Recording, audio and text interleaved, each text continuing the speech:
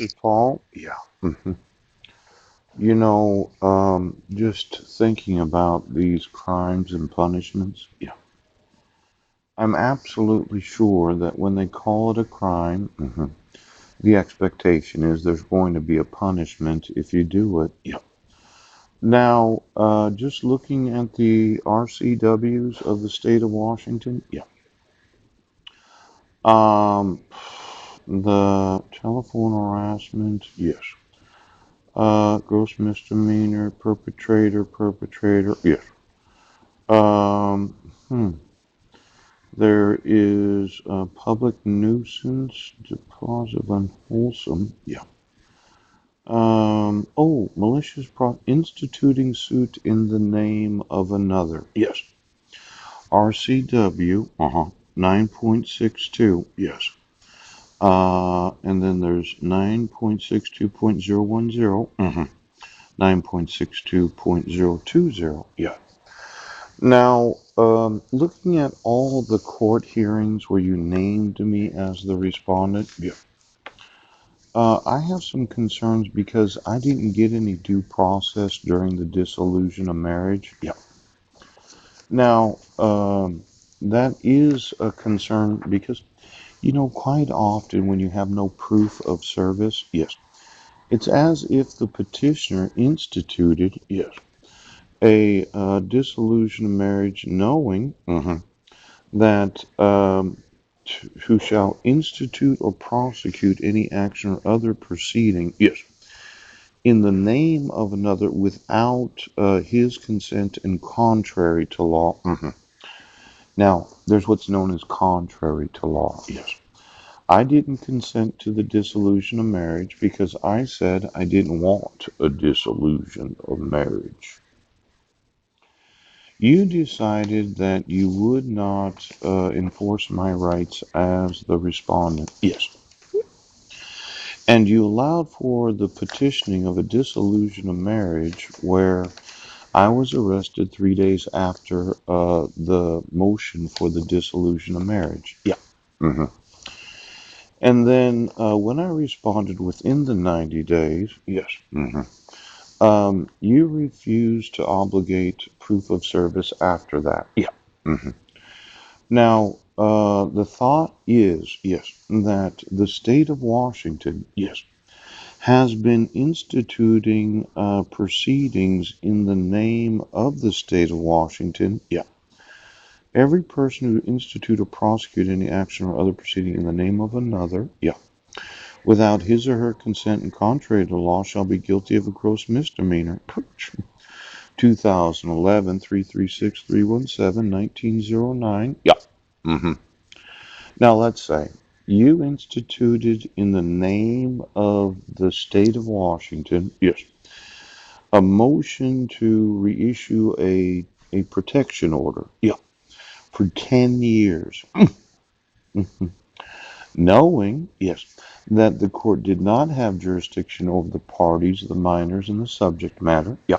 hmm Because when you reissued it in June 1st of 2015, yeah, there was no attempt of service from June 1st to June 12th, and it is a requirement of law, yeah, that you have to attempt service within that 14 days of the ex parte temporary protection order. Yes.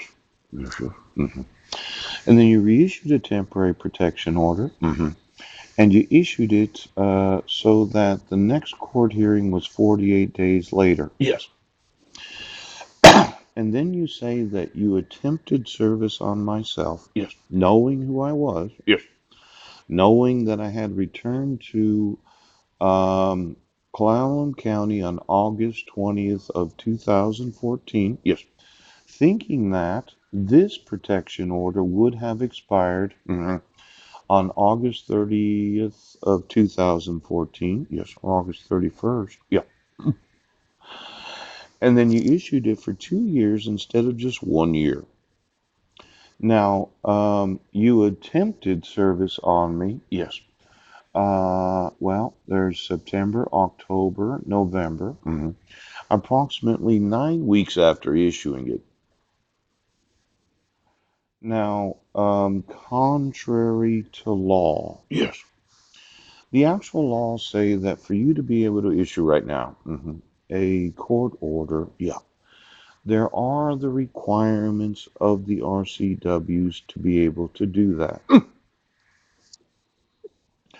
Now, in issuing it, yes, these two attempts of service were actually illegal. Yes, you cannot schedule a court hearing for 48 days after issuing a temporary protection order. You have to schedule the court hearing in 14 days. Yeah, possibly 20 days if there was like a holiday and a weekend at the same time. But there's no possible way that you can schedule a court hearing to issue a permanent protection order 48 days after reissuing a temporary protection order. No, no possible way. Now, you served me in the Squim Public Library. Yes, with the intention of humiliating me in front of all the other library patrons. Yes, by an individual that was not the sheriff. Yeah. And then the Squim Police Department approached me at the Safeway asking me if I got a copy of this protection order. Yes. Approximately 2 to 3 hours after I was served in the Squim Public Library. I said I did. Yes. Well, I'm thinking that this return of service of August 17th of 2015 is actually fraudulent because it wasn't the Squim Police Department that served me. Yes. Yes, yes. Now, being named the respondent, oh, you cannot attempt service on any other individual, yes, other than the respondent, yes. And you cannot have a return of service of serving anyone other than the respondent, yes, because that would be contrary to law. Yeah. So 9.62.020, yes, is the person or the state who shall institute any action or other proceeding as if Brent Basin was the state of Washington. Yes, right now. As if Healthy Families of Clallam County was the state of Washington. Yes. As if the court was Heidi Lee Budnick. Now, without her consent. Mm, mm, mm. Now, let's say that the petitioner, yes, is Heidi Lee Budnick. Yes. And just looking at the respondent is restrained from harassing, yes, following, keeping under physical or electronic surveillance, yeah, cyber stalking, as defined in RCW 9.61.260, and using telephonic, audiovisual, or other electronic means to monitor the actions, locations, or wire or electronic communications of the petitioner and the minor's names. Yes. Now, you said that I emailed somebody in the Brennan School District, but I didn't. Yeah. And then you said that I violated the protection order on December 31st. Yes. Yes, yes. And then the one email that was sent in 4 years, right now, it was an accident, Judge. Now, instituting suit in the name of another. Yeah. Every court commissioner and all superior court judges that institute any action or proceeding in the name of the petitioner without the consent of the petitioner, contrary to the necessary requirements of law, shall be guilty of a gross misdemeanor. Yes, it is not within your discretion to institute